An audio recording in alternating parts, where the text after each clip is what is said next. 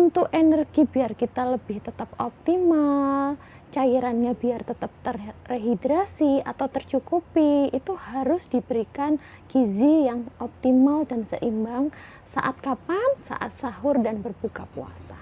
Makanya biasanya kita sering kan kayak, padahal aku sudah sahur nih, kok badanku kayak capek, kok lemes, lesu gitu ya. iya, kok haus. Ternyata mungkin pilihan makanan atau minuman yang kita pilih saat sahur mungkin kurang tepat. Suplemen itu sebenarnya tidak terlalu dibutuhkan asalkan kebutuhan nutrisinya tercukupi.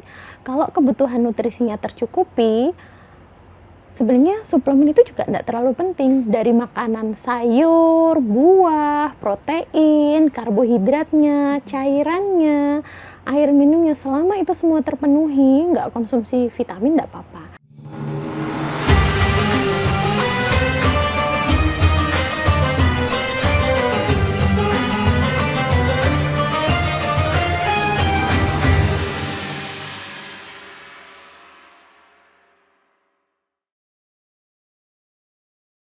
Assalamualaikum Tribuners, semoga sehat selalu. Nah, mengawali podcast Ramadan, khususnya di Wanita dan Islam bersama Tribun Jatim Network, saya Nurika Anissa, kini telah di studio bareng dengan dokter umum dari RSI Amer, Dr. Karlina Amala. Nah, kita akan membahas lebih banyak tentang pemenuhan gizi selama berpuasa, karena kita tahu puasa mulai dari fajar hingga senja dan butuh asupan gizi yang seperti apa sih biar badan tetap fit. Nah, kita akan ngobrol bareng Dr. Karlina Amala atau yang akrab disapa dengan Dok Lin. Halo dokter, apa kabar? Halo Mbak, ya selamat pagi. Perkenalkan, saya Dr. Karlina, saya sebagai dokter umum di RSI Amer. Oke, nah dokter, kita ngebahas soal pemenuhan gizi nih. Ya. Kira-kira seberapa penting sih ketika kita berpuasa gizinya tetap tercukupi? Apalagi kan mungkin di luar sana juga banyak aktivitas masyarakat yang butuh tenaga juga nih, mungkin bekerja atau mungkin aktivitas yang lainnya. Mungkin bisa dijelaskan dok, seperti apa? Ya, seberapa penting ya pemenuhan gizi selama kita berpuasa? Jadi pemenuhan gizi selama berpuasa itu amat sangat penting. Karena apa? Saat berpuasa otomatis kita akan menahan lapar, menahan haus selama lebih dari 12 jam. Nah, padahal sepanjang itu badan kita akan tetap bekerja, ya butuh energi, butuh apa. Makanya kebutuhan gizi saat berpuasa itu sangat penting. Untuk energi biar kita lebih tetap optimal, cairannya biar tetap terrehidrasi atau tercukupi, itu harus diberikan gizi yang optimal dan seimbang saat kapan? Saat sahur dan berbuka puasa. Oke, itu berbeda nggak sih dok? Misal kita yang tidak berpuasa atau mungkin yang berpuasa yang selang beberapa hari atau intermittent fasting gitu dengan puasa Ramadan gitu untuk pemenuhan gizinya? Tentu berbeda. Kalau yang kita sebut adalah intermittent fasting ya, yang kayak yang lagi hype nih akhir-akhir ini. Intermittent fasting itu berpuasa, yang dipuasakan adalah kalori. Oke, gula, kalori dan yang lain. Sedangkan masih boleh minum air putih atau 0 kalori. Teh tawar boleh, americano boleh, air putih boleh. Sedangkan kalau berpuasa itu semua tidak boleh. Gitu. Jadi saat berpuasa kebutuhan cairan kita juga harus tercukupi. Padahal kita tidak boleh makan dan minum apapun saat berpuasa kan ya. Makanya itu biasanya diakali dengan kebutuhan cairan saat berbuka sampai dengan sahur itu harus cukup.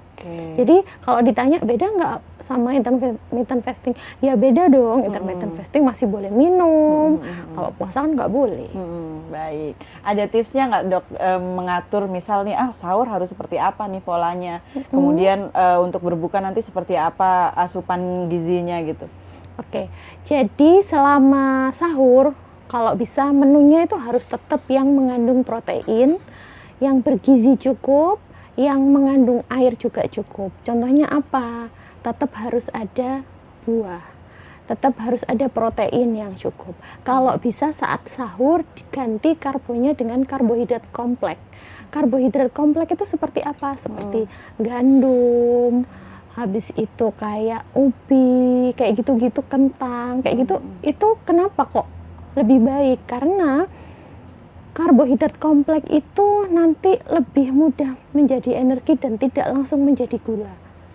Gitu. Dan itu biasanya orang itu kenyangnya jadi lebih lama. Kalau karbohidrat kompleksnya cukup, nutrisinya, proteinnya cukup, seratnya cukup, airnya cukup, itu badannya biasanya lebih fit selama berpuasa. Selain itu, saat berbuka puasa juga harus diperhatikan juga asupan yang masuk. 1, jangan buru-buru langsung makan sesuatu yang manis. Jangan buru-buru makan sesuatu yang manis, karena apa? Nanti melonjaknya gula darah itu jadi langsung cepat tinggi. Nah, pada kondisi seperti itu biasanya badan kita akan jauh lebih cepat kenyang. Nanti akhirnya kalau sudah mulai cepat seperti itu, makanannya juga jadi kayak kalap atau apa, itu tidak disarankan. Baiknya mulai dengan sesuatu yang ringan dulu, minum air putih dulu, minum manis atau makan manis tapi yang manisnya alami seperti kurma, buah, itu boleh. Habis itu mungkin ditinggal sholat dulu mungkin ya, sholat maghrib dulu. Jadi biar ada proses diserap dulu, habis itu baru makan besar. Nah, terus kalau sudah makan besar, itu pun harus diperhatikan, jangan semuanya dimakan.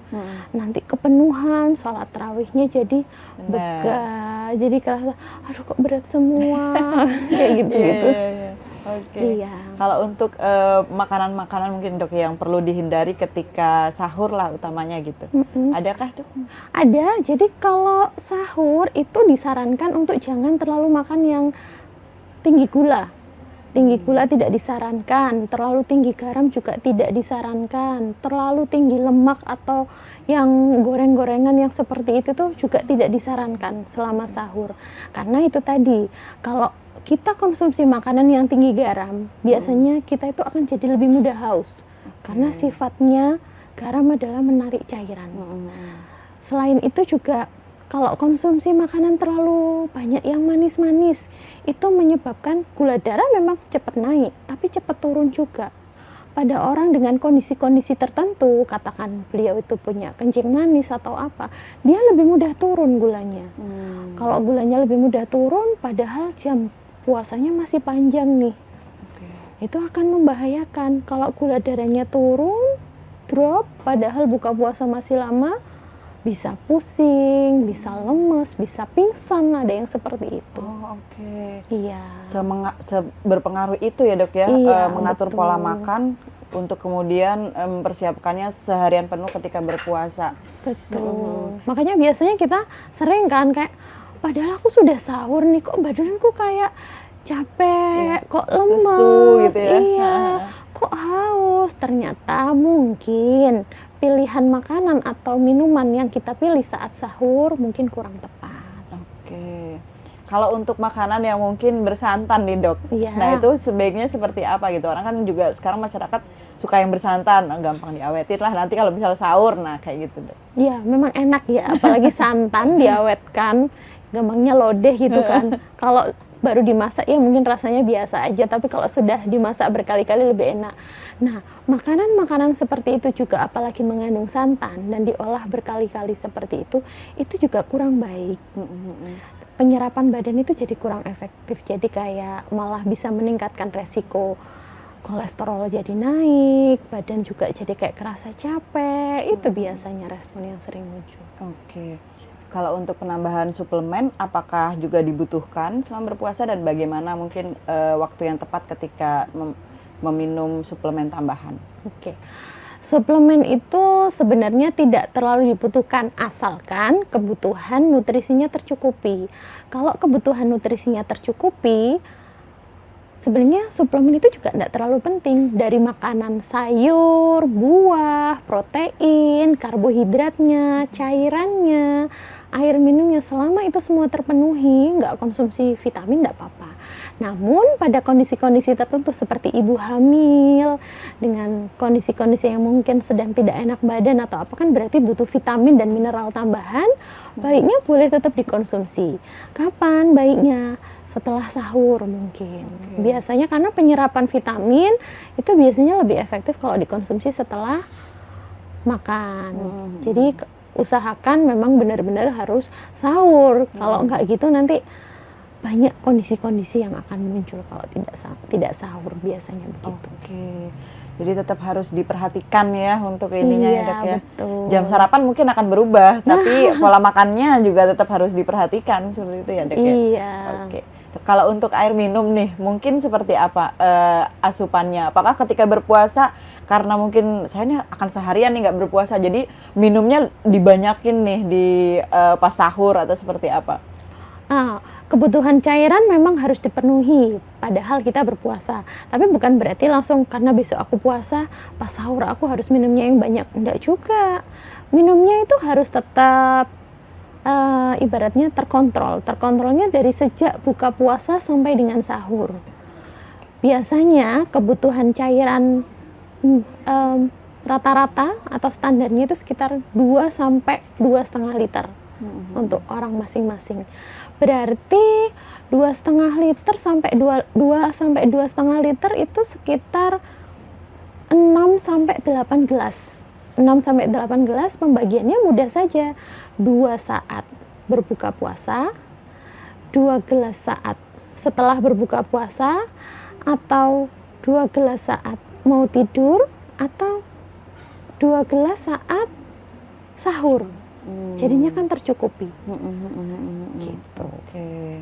Jadi memang ada ininya ya Dok Iya, ya, ada bukan ketentuan sih, apa istilahnya yang perlu diperhatikan gitu. Iya. Biar nggak begah kali ya Dok ya. Iya, jadi biar nggak kemenuhan. Kalau sahur kita banyak-banyak minum. Aku mau minum air 2 liter saat sahur. Nanti habis subuh Beser ya Dok pasti ya. keluar semua. Iya. Bener. Karena tubuh kita kalau dikasih cairan sebanyak itu dalam waktu yang bersamaan, otomatis ya akan dikeluarkan. Karena tubuh kita itu pintar, dia bisa ngatur sendiri kebutuhan cairan per berapa saat yang memang dibutuhkan oleh badan. Sisanya kalau nggak kepake, ya dibuang pasti kan. Gitu. Benar.